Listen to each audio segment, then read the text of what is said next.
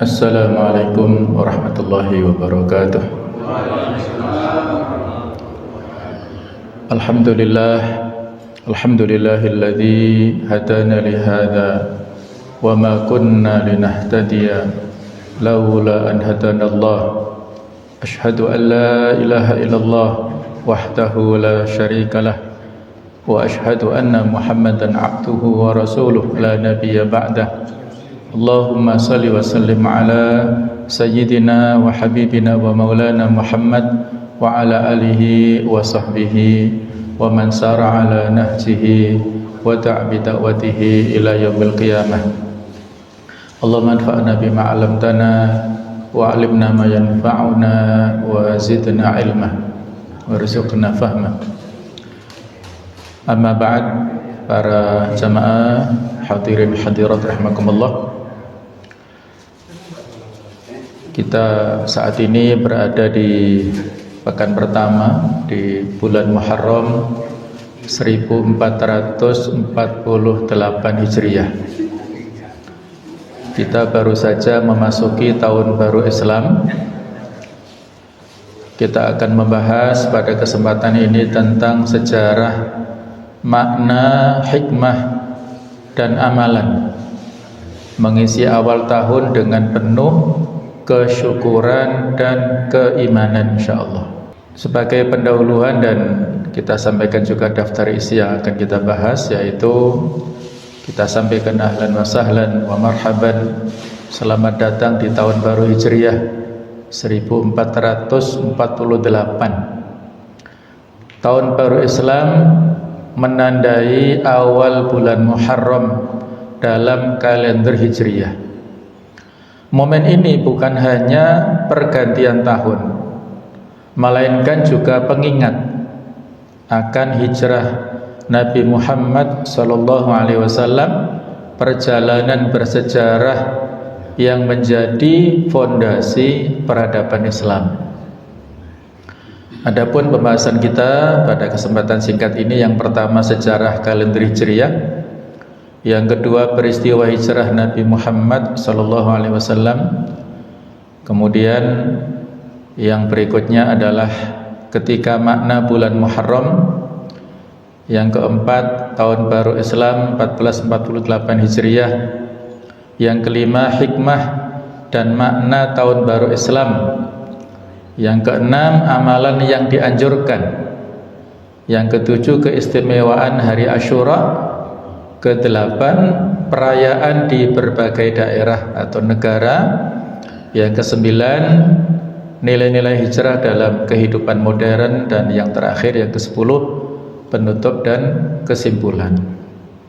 Hadirin hadirat rahimakumullah, tentang sejarah kalender Hijriah ini, pada saat diutusnya Nabi Muhammad SAW belum ditetapkan, dan baru ditetapkan pada pemerintahan Khalifah Umar bin Khattab radhiyallahu anhu, yaitu pada tahun ke-17 Hijriah atau 638 Masehi. Jadi pada tahun 622 ini adalah peristiwa hijrahnya Rasulullah. Penetapannya baru pada pemerintahan Khalifah Umar bin Khattab radhiyallahu anhu, ketika saat itu ada komplain dari Gubernur Basrah yang dijabat oleh seorang sahabat mulia, Abu Musa al-Ash'ari. Beliau mengadukan kepada Khalifah, wahai Khalifah, kami pada saat mendapatkan surat kesulitan dalam mengarsipkan. Ada tanggalnya, ada bulannya, tetapi belum ada tahunnya. Karena pada saat itu tahun penetapan itu disesuaikan dengan peristiwa-peristiwa besar yang terjadi. Sebagaimana tahun kelahiran Rasulullah itu disebut Amul Fil, tahun gajah, karena ada pasukan bergajah yang menyerbu Mekah. Maka saat itulah Khalifah Umar mengumpulkan para sahabat senior, para penasehat, kira-kira apa yang mereka usulkan untuk penetapan kalender Islam. Ada yang mengusulkan sejak dilahirkannya Rasulullah Sallallahu Alaihi Wasallam, maka ditolak karena tasyabbuh, ada kemiripan dengan orang-orang Nasrani yang menjadikan Isa Al-Masih kelahirannya sebagai titik tolak kalendernya. Ada yang menetapkan atau mengusulkan peristiwa diangkatnya Rasulullah sebagai Rasul. Ada lagi yang mengusulkan peristiwa Isra Mi'raj. Ada yang mengusulkan wafatnya Rasulullah. Ini usulan-usulan yang berkembang. Nah, saat itu Ali bin Abi Thalib mengusulkan yang tepat itu adalah peristiwa hijrah yang dijadikan sebagai titik tolak kalender Islam. Sehingga Umar bin Khattab mengatakan, al-hijratu farraqat bainal haq wal batil fa'rikhu biha. Hijrah ini membedakan antara kebenaran dan kebatilan, sehingga tetapkanlah sebagai kalender Hijriah atau kalender Islam. Jamaah sekalian, basis perhitungan kalender Hijriah ini mengikuti siklus bulan atau lunar yang disebut dengan tahun Qamariyah. Qamar itu artinya bulan atau rembulan itu. Adapun untuk tahun Masehi itu mengikuti siklus perputaran matahari, sehingga disebut Syamsiyah.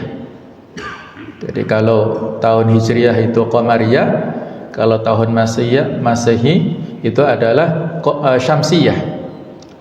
Ya, memang ada selisih.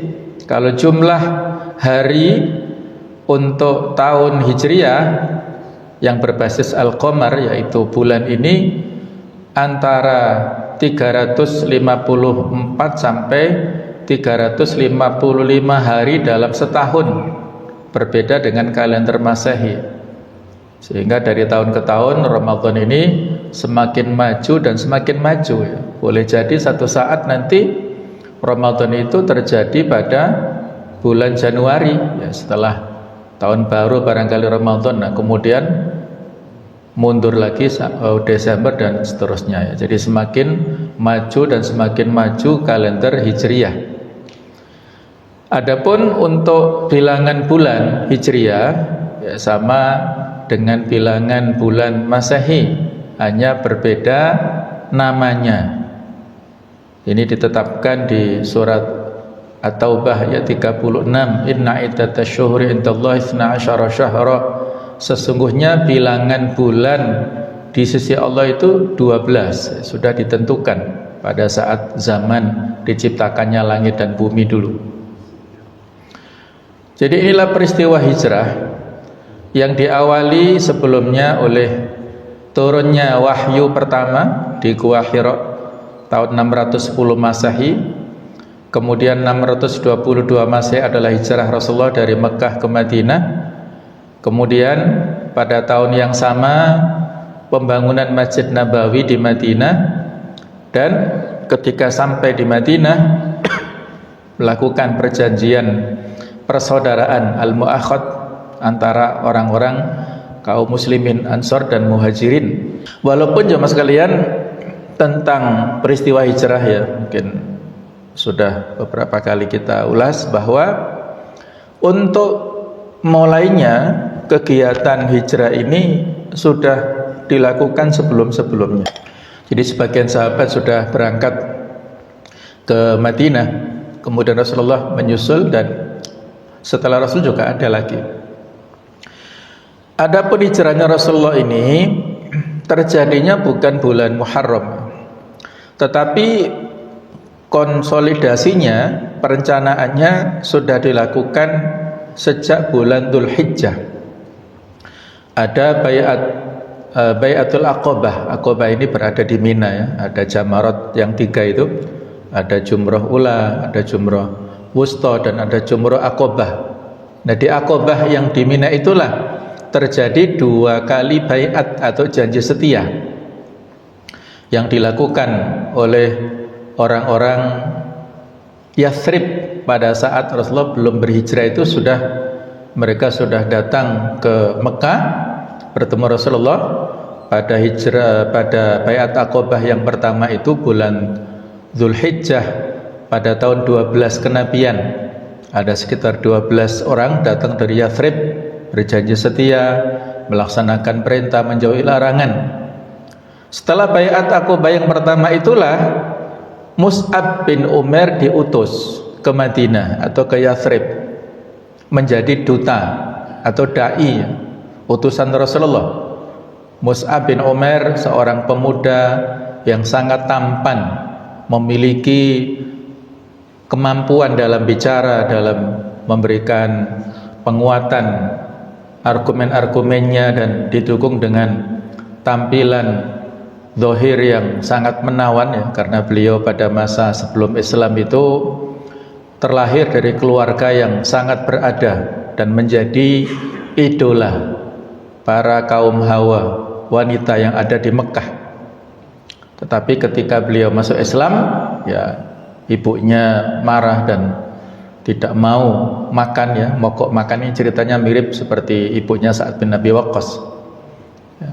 Walaupun ibunya melakukan mogok makan, mengancam kepada Mus'ab, tapi tetap Mus'ab bersikukuh, tidak mau murtad. Jadi beliaulah yang diutus ke Madinah dan berhasil dalam dakwah yang hanya 1 tahun itu berhasil menyampaikan Islam hampir ke seluruh rumah yang ada di Madinah. Apalagi didukung saat itu ada tokoh-tokoh dari Ansor yang masuk Islam. Yang paling utama ada Sa'ad bin Mu'ad, ada juga Sa'ad bin Ubadah, sama-sama Sa'adnya dari 2 suku Aus dan Khazraj. Ini 2 orang ini yang luar biasa dalam memberikan dukungan kepada dakwah Mus'ab bin Umair. Nah, baru kemudian pada bulan Dzulhijjah tahun ke-13 kenabian ada baiat Aqabah yang kedua yang lebih banyak, ada 73 laki-laki dan 2 wanita berjanji setia apabila Rasulullah SAW berpindah ke Madinah, maka mereka akan memberikan pertolongan. Segala hal yang dibutuhkan oleh beliau disediakan oleh orang-orang muslimin yang ada di Madinah. Jadi itulah ya, baiat Aqabah yang kedua ini merupakan titik awal dari perjalanan Nabi untuk melaksanakan hijrah. Dan pada akhir bulan Safar tahun 1 Hijriah tentunya ya, itu beliau baru keluar dari rumah, sekitar kepastiannya itu tanggal 28 Safar. Beliau ke rumah Abu Bakar, kemudian mereka berdua mampir ke Gua Thur 3 hari 3 malam, dan pada tanggal 1 Rabiul Awalnya mereka berdua ini meninggalkan Gua Thur untuk melakukan perjalanan ke Madinah menyusuri pantai Laut Merah ya, jalan alternatif. Kemudian mereka berdua sampai di Kuba pada tanggal 8 Rabiul Awal dan sampai ke pusat kotanya pada tanggal 12 Rabiul Awal. Jadi walaupun terjadinya atau kejadian peristiwa hijrah ini bukan pada bulan Muharram, tetapi pada musyawarah yang terjadi di saat pemerintahan Umar itu disepakati Muharram yang tepat untuk dijadikan sebagai bulan pertama pada kalender Islam, dengan pertimbangan diantaranya adalah yang terpenting bahwa Muharram ini bulan di mana kaum muslimin selesai menunaikan ibadah haji. Kalau mereka pulang dari ibadah haji itu keimanannya meningkat, semangat keislamannya bagus. Ini merupakan momentum yang pas untuk dijadikan sebagai kalender atau bulan pertama dalam kalender Islam.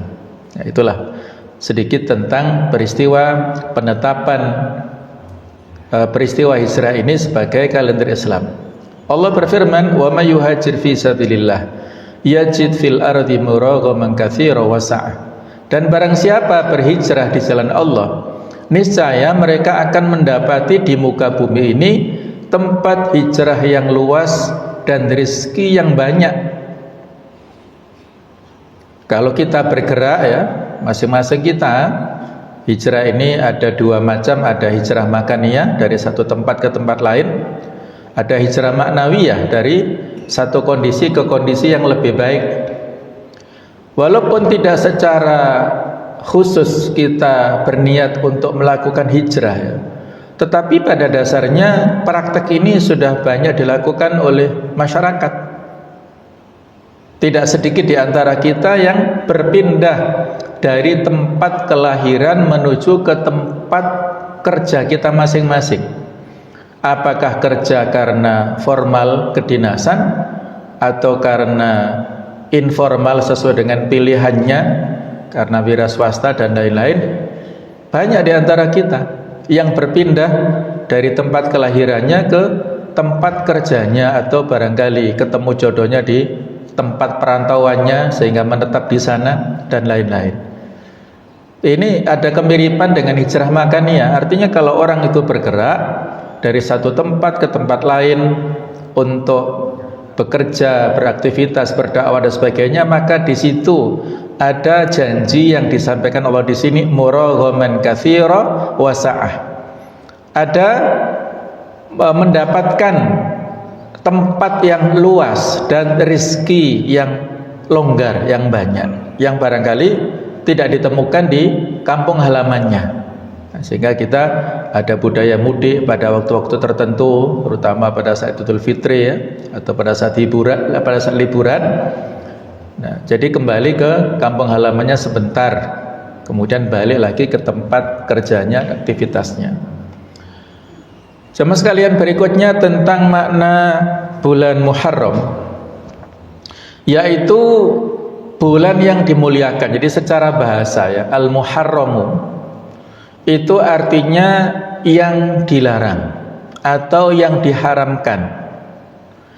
Apa maksudnya? Kaitannya makna secara bahasa dengan makna secara istilah ini, yaitu salah satu dari 4 bulan haram, Ashhurul Hurum, bulan yang suci dalam Islam.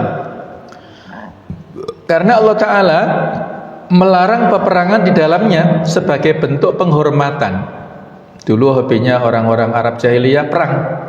Ada masalah sedikit mereka perang, sehingga suka berkelana kemana-mana. Nah, kalau saat Ashhurul Hurum yang 4 itu, ada Rajab, Dzulqa'dah, Dzulhijjah dan Muharram, ini mereka istirahat untuk penghormatan kepada datangnya bulan suci. Ini sejak zaman dulu sudah menjadi tradisi. Nah, itulah tentang keberadaan bulan yang dimuliakan, yang dihormati. Allah Ta'ala memberikan kehormatan dan juga diperintahkan makhluknya memberikan kehormatan. Dan itu menjadi awal tahun Hijriah. Muharram menjadi bulan pertama dalam kalender Hijriah, menandai babak baru perjalanan umat Islam dalam meniti kehidupan. Kalau pada zaman jahiliyah, Muharram ini disebut Safar Awal. Jadi ada perbedaan nama. Kalau orang Jawa apa Pak namanya? Surah ya. Surah ya. Jadi surah, malam satu surah, itu ada mitos-mitos yang dulu sempat kita bahas ya. Jadi Muharram ini bulan mulia, tapi oleh sebagian masyarakat malah dianggap bulan sial. Nah, inilah salah kaprahnya di situ. Karena dianggap bulan sial sehingga tidak boleh melaksanakan hajatan atau barangkali walimah dan lain-lain, karena akan mendapatkan kesialan dalam rumah tangganya. Nah, ini mitos atau tatoyur, menisbatkan nasib kepada waktu ataupun makhluk. Nah, itu namanya tatoyur, yang bisa merusak ketauhidan kita, bahwasanya yang memberikan bahaya ataupun memberikan manfaat itu tidak ada ya. Allah Ta'ala semua yang mentakdirkan semua untuk makhluknya. Dan kita dianjurkan pada bulan Muharram ini ya disebut bulan puasa sunnah. Ketika Nabi menganjurkan memperbanyak puasa di bulan Muharram, terutama pada hari Asyura, bahkan disebut lebih mulia puasa bulan Muharram setelah bulan Ramadan. Dan kita jadikan sebagai momentum introspeksi ya, untuk mengevaluasi, refleksi. Pergantian tahun Hijriah adalah waktu terbaik untuk muhasabah, introspeksi diri dan memperbarui niat menuju pada kebaikan. Kita evaluasi 1 tahun dalam perjalanan 1447 kemarin, apakah secara kualitas kita bertambah ataukah menurun ya. Mungkin fisik kita kesehatannya menurun, tapi kalau kualitas ibadahnya bertambah, alhamdulillah. Kalau sama, ya itu orang yang rugi, ya orang yang tertipu ya, maghbun. Kalau dia lebih buruk, maka mal'un ya, orang yang terlaknat. Wal yadzubillah. Jadi inilah 1448 Hijriah, 1 Muharram awal tahun 1448. Ada jumlah harinya 354 sampai 355 hari dalam setahun, 12 bulan Hijriah, dan bertepatan dengan kalau tahun kita adalah 2026 Masehi. Muharram 1448 Hijriah menandai babak baru perjalanan umat Islam, sebuah kesempatan untuk memperbarui tekad, memperkuat iman, dan meningkatkan amal kebajikan. Yang harusnya yang kita syiarkan ini kalender Hijriah ya, tetapi karena yang menjadi acuan, baik itu acuan kerja, acuan libur dan sebagainya di masyarakat kita ini masih kalender Masehi, sehingga hari-hari di bulan-bulan di tahun Hijriah ini tidak populer tanggal-tanggalnya, kecuali pada momentum mau masuk Ramadan ya, ada sidang itsbat, mau masuk 1 Syawal ada sidang itsbat, mau 1 Dzulhijjah, nah ini ada momentum untuk keperluan ibadah. Selain itu banyak yang tidak perhatian. Nah, inilah yang menjadi koreksi bagi kita semuanya. Adapun hikmah dan makna tahun baru Islam, yang pertama, pengingat akan keterbatasan waktu.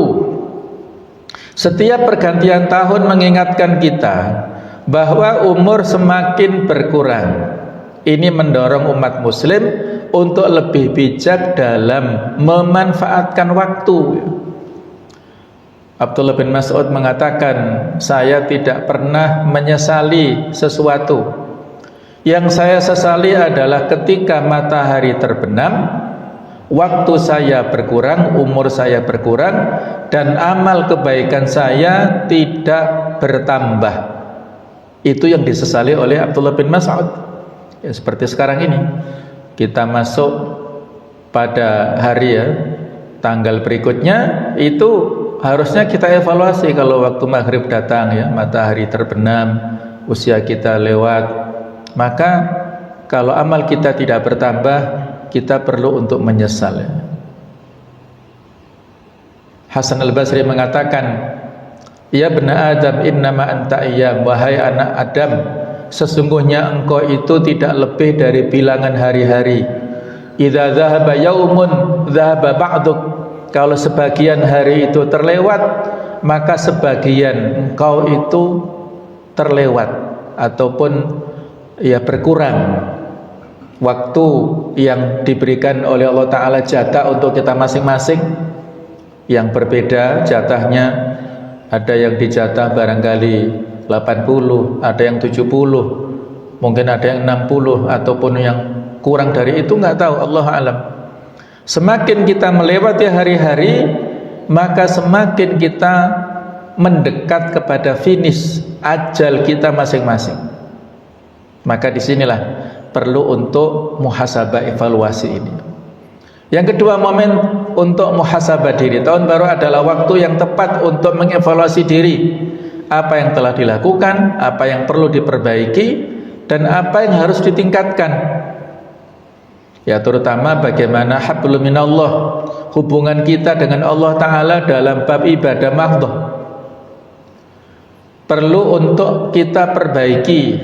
Di antaranya apakah kita dalam hal kualitas sholat ya, yang supaya lebih khusyuk, ataukah kita dalam hal tilawatul Qur'annya supaya lebih bagus dan lebih meningkat lagi hafalannya, ataukah untuk istri kita atau untuk anak-anak kita ataupun cucu-cucu kita, karena tidak sedikit anak-anak sekarang ini yang belum bisa sholat dengan benar, belum bisa baca Quran dengan benar. Dari anak-anak yang baru ya, apakah masuk SMP atau masuk SMA, coba dites pada saat awal masuk itu banyak prosentasenya, barangkali ya mungkin ada yang 50 atau lebih ya, yang belum bisa sholat dengan benar sesuai dengan petunjuk Rasulullah SAW atau tilawah Quran dengan benar. Inilah PR kita masing-masing, momentum untuk kita bermuhasabah, perbaikan diri kita dan juga keluarga. Yang ketiga, memperbaiki niat dan tekad. Seperti hijrah yang merupakan awal baru, tahun baru Islam, mengajak kita untuk memperbarui niat dalam beribadah dan berbuat kebaikan. Yang kebetulan antara niat dan hijrah ini satu hadis disebutkan ya di Imam Nawawi di hadis Arba'in itu, faman kanat hijratuhu ilallahi wa rasulih, siapa yang hijrahnya untuk Allah dan Rasulnya, fa hijratuhu ilallahi wa rasulih, hijrahnya itu untuk Allah dan Rasulnya sampai pahalanya. Tetapi wa man kanat hijratuhu lidunya yusibuha, orang yang hijrah tujuannya untuk mencari dunia yang ingin dia dapatkan, aw imra'atan yanqihuha, atau wanita yang ingin dia nikahi, fa hijratuhu ila ma hajara ilaihi, maka hijrahnya sesuai dengan niatnya. Jadi sababul wurud hadis ini, dulu ada seorang yang mau hijrah dari Mekah ke Madinah, tapi ngincer seorang wanita yang namanya Ummu Qais. Dia mau hijrah karena wanita ini memberikan janji, kalau kamu mau hijrah ke Madinah, aku mau menjadi istrimu. Nah, seperti itulah motivasi dia meninggalkan Mekah menuju Madinah supaya menjadi suaminya Ummu Qais, sehingga orang-orang menyebut muhajiru Ummi Qais, orang ini berhijrah untuk Ummu Qais. Nah, seperti itu tidak mendapat pahala dari Allah. Orang yang hijrahnya untuk wanita ya dia mendapatkan targetnya, tapi tidak mendapat pahala. Orang yang berhijrah untuk tendensi kepentingan manusia ataupun pencitraan, ya dia tidak mendapat apa-apa di sisi Allah. Maka disinilah pentingnya kita memperbarui niat dan tekad. Yang keempat, menghidupkan sunnah Nabi Muhammad SAW. Bulan Muharram adalah waktu yang dianjurkan untuk memperbanyak ibadah sunnah, khususnya puasa, mengikuti teladan Rasulullah SAW. Kita sudah digiring ya, karena bulan-bulan ini mengkondisikan kita ada waktu-waktu spesial ya. Bulan Muharram sebagai puncaknya kemarin, bulan Syawal peningkatan, Dzulqa'dah ada jeda sebentar istirahat, Dzulhijjah bulan haji, Muharram. Nah, jadi waktu-waktu yang kita lewati ini hendaklah kita gunakan untuk konsisten dalam melakukan amal-amal kebaikan. Yang kelima, penguatan identitas Muslim. Merayakan tahun baru Islam ya, bukan hanya tahun baru Masehi ya, adalah bentuk kesadaran identitas dan kebanggaan sebagai seorang Muslim. Ini dalam masalah muamalah tidak ada panduan khusus perayaannya seperti ini. Boleh, silakan, bermacam-macam kreasinya, nanti kita sebutkan sekilas ya. Berbagai macam kreasi di daerah atau wilayah atau negara berbeda-beda. Ini sebagai penguatan identitas dan juga loyalitas kita kepada syiar-syiar Islam. Dzalika wa may yu'azzim sya'airallah fa innaha min taqwal qulub. Orang-orang yang menghidupkan syiar-syiar Allah, syiar-syiar Islami, maka berarti itu identitas ketakwaan hatinya. Semakin kita cinta kepada syiar-syiar Islami, maka berarti hati kita masih hidup, ketakwaan dalam hati kita masih berfungsi. Nah, seperti itulah penguatan identitas keislaman kita. Apa saja amalan yang dianjurkan di bulan Muharram ini? Di antaranya yaitu puasa Asyura, puasa pada 10 Muharram. Disunahkan juga puasa 9 Muharram Tasu'a untuk membedakan diri dengan kebiasaan kaum Yahudi. Ketika Nabi sampai di Madinah, mendapatkan orang-orang Yahudi berpuasa tanggal 10 Muharram. Apa yang kalian lakukan? Mereka menjawab, kami menghormati hari Asyura tanggal 10 Muharram karena dulu Nabi Musa diselamatkan dari kejaran Fir'aun di Laut Merah. Kata Rasulullah, kami lebih layak kepada Nabi Musa daripada kalian. Kami yang mewarisi risalahnya Nabi Musa, adapun kalian hanya mengaku kalian telah menyimpang dari ajarannya Nabi Musa. Akhirnya Nabi puasa tanggal 10 Muharram, dan untuk berbeda, tidak sama dengan orang Yahudi, beliau berazam, berkeinginan untuk puasa tanggal 9 Muharramnya. Kalau mazhab Syafi'i itu ditambah tanggal 11-nya. Jadi ada 3 tingkatan puasa di bulan Muharram. Yang paling utama 9, 10, 11. Yang tingkatan yang bawah, yang tengah-tengah maksudnya, yaitu tanggal 9 dan 10. Tingkatan minimal ya tanggal 10 saja. Nah, jadi kalau kita punya kelonggaran, monggo silahkan 9, 10, 11. Nah, 11 ini juga berfungsi untuk menyelisihi kebiasaan orang-orang Yahudi tadi. Kemudian kita memperbanyak istighfar. Bulan Muharram adalah waktu yang baik untuk memperbanyak istighfar, memohon ampun dan bertaubat kepada Allah. Sama dengan bulan Dzulhijjah, Dzulqa'dah juga begitu ya. Istighfar ini menjadi gaya hidup kita. Yang ketiga, membaca doa akhir dan awal tahun. Dianjurkan membaca doa penutup tahun yang lama dan doa pembuka tahun yang baru Hijriah sesuai tuntunan ulama. Memang tidak ada hadis tekstual ya, tapi yang namanya doa ini dimanapun, kapanpun kita dianjurkan. Ketika kita mengawali tahun, berdoa mengakhiri tahun boleh, walaupun tidak harus persis ya, tidak mewajibkan. Silahkan kita baca sendiri atau bersama karena belum hafal, silahkan. Tapi tidak ada ketentuan khusus memang ya. Ini sehingga menimbulkan pro kontra, ada yang setuju, ada yang mengatakan bid'ah dan macam-macam ya. Kita pilih dari sisi kelonggaran, yaitu waktu-waktu ini dalam rangka untuk bermunajat pada Allah ya. Yang namanya berdoa kapanpun, dimanapun boleh, silahkan. Kemudian membaca dan mempelajari Al-Quran. Kita tingkatkan tilawat dan tadabbur Al-Quran sebagai bekal spiritual memasuki tahun baru Hijriah. Jadi kedekatan kita dengan Al-Quran kita tingkatkan ya, interaksi, bukan hanya membaca. Kalau membaca tadi ada tuntunan ya kepada kita untuk membaca dengan mujawwad sesuai dengan hukum-hukum tajwid, tapi tidak berhenti. Ada waktu ataupun semangat untuk memahaminya dalam bentuk tadabbur, dalam bentuk membaca tafsirnya, supaya kita lebih bisa mendapatkan inspirasi dan pelajaran ya, dari ayat-ayat Al-Quran.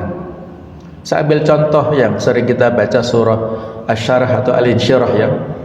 Fa inna ma'al usri yusra, inna ma'al usri yusra. Ini sering kita baca, tapi apakah kita faham dari sisi pendekatan bahasanya? Singkatnya, dalam kaidah pengulangan di bahasa Arab, kalau isim ma'rifat al-usr itu ada alif lamnya, disebut isim ma'rifat, kemudian diulang pada ayat sesudahnya al-usr, maka al-usr yang kedua itu menekankan sama dengan al-usr kesulitan, artinya yang pertama. Jadi fa inna ma'al usr sama dengan inna ma'al usr itu. Kesulitan yang disebutkan pada ayat kedua sama dengan ayat yang sebelumnya. Tapi kalau isim nakiro yang tidak ada alnya dan ada tanwinnya, yaitu di sini adalah yusronnya, kalau dibaca tanwinnya, fa inna ma'al usri yusra. Yusra yang pertama diulang dengan yusra yang kedua, maka yusra yang kedua berbeda dengan yusra yang pertama. Jadi yusronya kemudahannya 2, sedangkan kesulitannya 1. Satu kesulitan dihadapi dengan 2 kemudahan, maka kesulitan itu kalah. Nah, itulah pendekatan ya, ijaz lughawi, kemujizatan Al-Quran dalam bab bahasa seperti itu. Maka kita pada saat mendapatkan kesulitan ya bersabar, tunggu saja insya Allah. Tidak lama lagi akan ada kemudahan ya. Kemudahannya sampai disebutkan 2 kali. Kesulitannya diulang dan sama kesulitannya. Seperti itulah. Dari mana kita dapatkan? Ya dari tadabbur, penghayatan dengan ayat-ayat yang kita baca. Kemudian berikutnya yang kelima adalah sedekah dan berbagi. Muharram adalah waktu yang baik untuk memperbanyak sedekah, terutama kepada fakir miskin dan anak-anak yatim. Bersedekah ya, mengusap kepala anak yatim, memberikan uang saku kepada mereka. Dan nanti khusus pada hari Asyura itu dianjurkan untuk menambah uang belanja kepada istri kita. Nah, seperti itu. Jadi ini dianjurkan ya, walaupun ada hadis yang diperbincangkan kualitasnya, tetapi menurut testimoni dari para ulama, ada yang 50-60 tahun melaksanakan itu dan terbukti mujarrab. Mujarrab itu manjur ya. Ada kitab namanya Mujarrabat itu ya, kitab yang berisi doa-doa yang walaupun pro kontra ya, tapi itu kalau kita amalkan kebaikan ya, kita berikan tambahan nafkah untuk istri kita pada hari Asyura, maka terbukti ada keberkahan di sepanjang tahun. 1 tahun ya, itu ada dampaknya dari memberikan kelebihan belanja 1 hari di bulan Asyura, kalau bisa tiap hari. Nah, seperti itulah ya. Kemudian keistimewaan hari Asyura.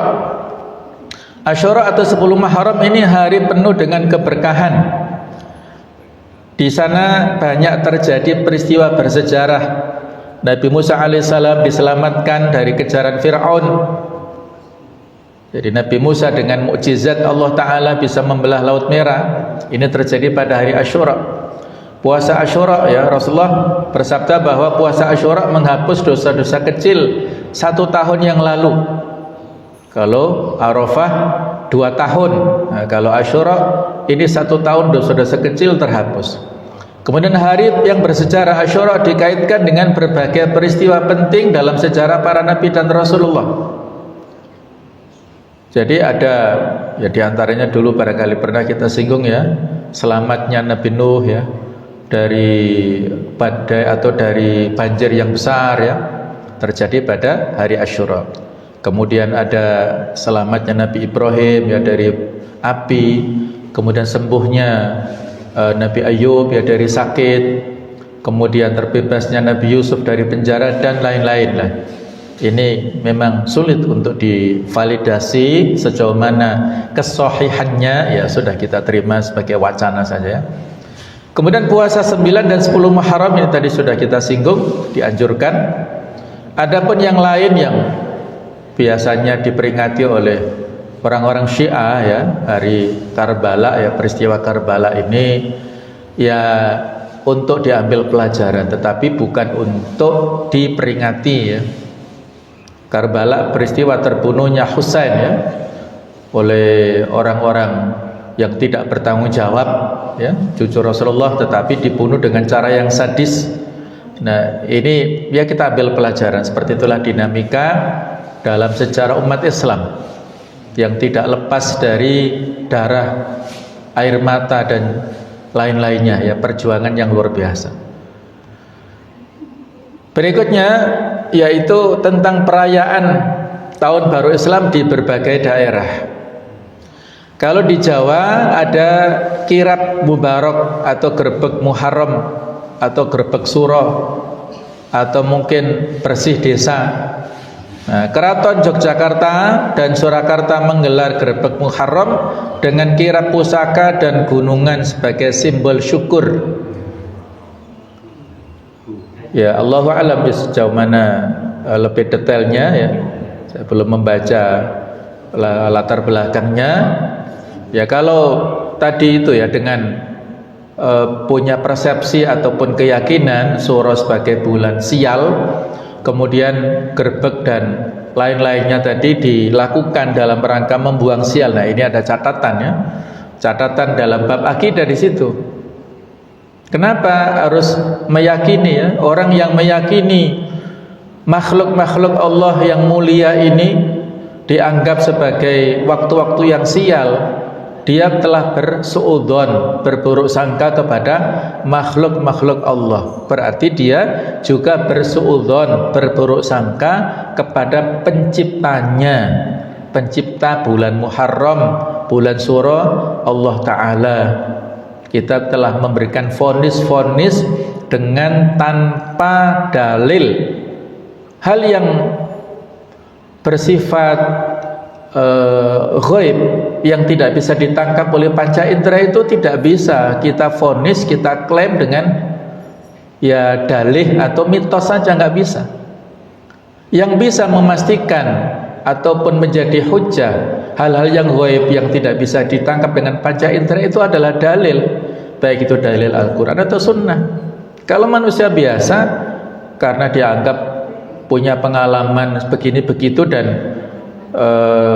telah melewati dan terbukti ternyata kok mendapatkan madarat, nah itu beda lagi ya. Itu ujian bagi kita. Jangan sampai kita nisbatkan kesialan kepada waktu atau peristiwa tertentu. Itu ya bisa jadi karena dia sudah khawatir sehingga takutnya lebih dulu mendominasi sehingga dia tidak bertawakal ya. Ya misalnya kalau ada kejadian-kejadian tertentu ya, lewat di pantai selatan ya, apa Pak, pantangan pakai baju apa di sana? Pakai baju hijau. Misalnya kok ternyata ada orang yang takut ya pakai baju hijau, nah ternyata kok dia itu celaka, wah, ya karena sudah takut dulu, sudah punya pesimis ya, sehingga ya celaka. Tapi kalau dia yakin ya, yakin dengan kekuatan Allah Ta'ala, maka nggak ada masalah. Ada peristiwa ya, ketika Khalid bin Walid itu diantara sekian banyak peristiwa perang melawan orang-orang Romawi ya. Pimpinan Romawi itu kemana-mana membawa botol yang berisi racun. Ya gunanya di samping untuk musuh, juga untuk kalau dalam kondisi kepepet diminum sendiri, bunuh diri daripada dibunuh musuh. Nah, dia lebih baik atau lebih terhormat versinya ya untuk bunuh diri saja supaya ya merasa lebih terhormat. Saat itu ketika berhadapan ya Panglima ini dengan Khalid bin Walid, Khalid bin Walid malah mengambil mana ini yang berisi botol yang berisi racun itu ya. Maka dia mengucapkan Bismillahilladzi la yadurru ma'asmihi syai'un fil ardi wala fis sama' wa huwas samiul basir.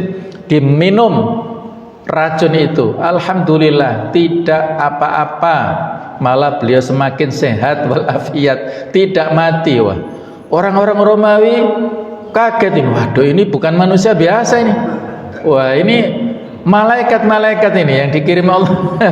Waduh, akhirnya mereka takut ya, jadi sebelum perang mereka sudah takut meninggalkan medan perang ya. Itulah ya orang-orang kafir, karena mereka tidak punya iman ya, tidak punya akidah ya, akhirnya ketakutan dengan orang-orang mukmin, terutama di sini Khalid bin Walid yang luar biasa, yakin Allah Ta'ala yang menghidupkan, yang mematikan, yang menolak bahaya. Kalau Allah tidak memberikan bahaya ya nggak ada masalah. Tapi kalau memang ajalnya di situ, ya mati dengan izin Allah. Itulah keyakinan yang luar biasa. Allah ingin menunjukkan kekuatan tentara-tentaranya walaupun mereka manusia biasa tetapi punya kepribadian kuat, maka itu membuat manusia kuat dengan izin Allah. Di Sumatera Barat ada tradisi tabwik, yaitu masyarakat Pariaman menggelar prosesi tabwik, tradisi unik memperingati wafatnya cucu Nabi Husain bin Ali tadi ya, jadi mirip dengan Karbala. Ini perlu divalidasi ya, apakah mereka pengikut Syiah atau orang Muslim biasa. Kemudian Aceh ada maugang dan doa bersama, tradisi menyembelih hewan dan makanan bersama keluarga dan makan bersama keluarga sebagai bentuk syukur dan mempererat silaturahmi. Kemudian di Timur Tengah, doa dan ibadah bersama. Di Arab Saudi dan negara Timur Tengah, Tahun Baru Islam dirayakan dengan doa ucapan selamat, tahniah, kullu amin wa antum bi khair, pengajian dan pergantian kiswah Ka'bah yang sudah viral ya videonya kemarin. Pergantian kiswah Ka'bah ini ditempatkan pada tanggal 1 Muharram, Tahun Baru Islam. Di Turki ada Asyura tatisi, yaitu tradisi membuat bubur Asyura atau puding, makanan khas yang dibagikan kepada keluarga dan tetangga. Sementara di Indonesia Timur ada prosesi adat dan zikir. Berbagai daerah di Sulawesi dan Maluku memiliki prosesi adat dan zikir bersama untuk menyambut Muharram ya. Ya sebagian wilayah itu Islami ya, di Sulawesi Selatan. Kalau di Maluku ya rata-rata adalah Islami juga. Mereka ini melaksanakan atau memperingati Tahun Baru Islam dengan prosesi adat mereka dan zikir. Allah alam. Ini adat ya, adat tradisi ini kembali hukumnya pada awal adalah al-ibahah, mubah saja. Selama tidak ada sesuatu yang mengandung keharaman. Kalau ada unsur kesyirikan, nah itu baru haram. Seperti simbol-simbol tertentu yang dianggap itu simbol kesialan terus dibakar misalnya, nah itu ada unsur-unsur kesyirikannya. Kemudian unsur mubadzir ya, tabdzirnya, kemubadziran, membuat gunungan yang berisi makanan yang jumlahnya banyak dan itu menghabiskan uang banyak, ada unsur kemubadziran. Kemudian rebutan, misalnya masyarakat rebutan sampai jotos-jotosan misalnya. Kemudian luka-luka, nah ini kan madharat ya, kenapa nggak dibagi satu-satu ya gitu. Nah, tapi ya masyarakat kadang-kadang justru sensasinya di sana ya, hal-hal yang membuat ramai itu mereka suka. Nah, Allah alam. Adapun nilai-nilai hijrah dalam kehidupan modern, yang pertama hijrah digital, memanfaatkan teknologi untuk kebaikan, dakwah online, konten positif dan meninggalkan konten negatif. Era kita era digital ya. Saat ini tidak bisa lepas. Kalau saat ini kita lepas dari HP 1 jam saja sudah kebingungan ya. Tapi kalau pada zaman dahulu ulama lepas dari Quran 1 jam sudah bingung. Nah, jadi interaksi ulama kita dulu dengan Al-Quran kedekatannya seperti kedekatan kita dengan HP saat ini. Maka mereka dulu mendapatkan kemajuan, kita sekarang ya kemunduran. Maka di sini perlu ada digital ya, perlu hijrah digital maksudnya, supaya bagaimana dunia online ini atau digital ini kita jadikan sebagai sarana untuk berdakwah ke masyarakat. Kalau pada zaman dahulu ada ulama besar yang bernama Imam Ghazali ya, dengan buku fenomenalnya Ihya Ulumuddin. Maka kemungkinan kalau Imam Ghazali hidup saat ini, mungkin ya beliau punya channel YouTube namanya Ihya Ulumuddin TV, barangkali begitu ya. Untuk menggambarkan bahwasanya eranya dakwah saat ini adalah era digital. Kalau mereka dulu nyusun kitab-kitab klasik yang luar biasa, itu menjadi peninggalan yang luar biasa. Tapi saat ini eranya era digital. Kitab-kitab klasik yang kalau ditumpuk berlemari-lemari ya, bertumpuk-tumpuk dan bobotnya luar biasa. Tapi kalau sekarang hanya di file saja, itu berisi ratusan bahkan ribuan kitab bisa kita ambil di situ, kita baca di situ. Nah, inilah hijrah digital dari yang buruk kepada yang baik, konten yang negatif kepada konten yang positif. Kemudian yang kedua, hijrah moral dan akhlak, bertransformasi dari perilaku buruk menuju akhlak mulia yang mencerminkan nilai-nilai Islam. Yang sebelumnya suka marah, mari berhijrah menjadi lebih sabar. Yang sebelumnya terburu-buru, tergesa-gesa dalam mengambil keputusan, coba lebih bijak, lebih sabar ya untuk memutuskan segala sesuatunya. Yang sebelumnya suka bersuudzon, berburuk sangka kepada istrinya, kepada suaminya, maka coba kita gunakan momentum tahun baru Islam ini lebih berhusnudzon, berbaik sangka kepada pasangannya masing-masing dan lain-lain. Yang ketiga, hijrah spiritual, meningkatkan kualitas ibadah, mendekatkan diri kepada Allah di setiap aspek kehidupan. Barangkali kalau bulan Zulhijjah tahun yang lalu kita sholat duhanya hanya 2 rakaat, monggo ditambah menjadi 4 rakaat dan lebih sampai maksimal 12, silahkan, ini berarti lebih baik. Kalau sebelumnya qiyamul lailnya hanya 2+3 atau 2+1 saja sekedarnya, monggo. Waktu kita terbatas, kita tidak tahu lagi usia yang Allah Ta'ala berikan pada kita ini, monggo kita perbaiki, kita perbanyak 8+3. Kalau bisa bertambah, boleh, silakan, tidak ada batasnya. Qiyamul lail tidak ada batasnya. Kalau untuk witirnya itu 1 minimal, maksimal 11. Itu kalau witir. Tapi kalau qiyamul lailnya silahkan. Bahkan dulu Abu Hanifah itu sampai 300 sampai lebih rakaatnya, jumlahnya qiyamul lailnya. Yang keempat, hijrah profesional, memilih pekerjaan dan bisnis yang halal, memberi manfaat bagi masyarakat dan sesuai syariat. Ya, barangkali kalau ada peternak yang merawat babi misalnya ya, maka hijrah merawat yang dikorbankan, yaitu sapi, kambing dan ini ya. Jadi yang pokoknya yang halal ya. Kemudian hijrah sosial, memperluas lingkaran pertemanan kita ke komunitas yang positif, meninggalkan pergaulan yang merusak. Barangkali ada teman-teman dulu yang mengajak kepada keburukan, maka kita hindari pelan-pelan. Kalau tidak bisa kita dakwahkan, ya kita hindari. Ar-Ra'd ayat 11, innallaha la yughayyiru ma biqaumin hatta yughayyiru ma bi anfusihim. Sesungguhnya Allah tidak akan mengubah keadaan satu kaum sebelum mereka mengubah keadaan diri mereka sendiri. Terakhir sebagai penutup, selamat tahun baru Islam 1 Muharram 1448 Hijriah. Kullu amin wa antum bi khair wa taqabbalallahu minna wa minkum a'malana wa shalih a'malina jami'an wa ja'alana minkum minna wa minkum minal muttaqin wal faizina fi hadisana. Mudah-mudahan semuanya sukses lahir batin dan bisa menjadi yang lebih baik daripada tahun-tahun sebelumnya. Subhanakallahumma wa bihamdik asyhadu an la ilaha illa anta astaghfiruka wa atubu ilaik. Wassalamualaikum warahmatullahi wabarakatuh.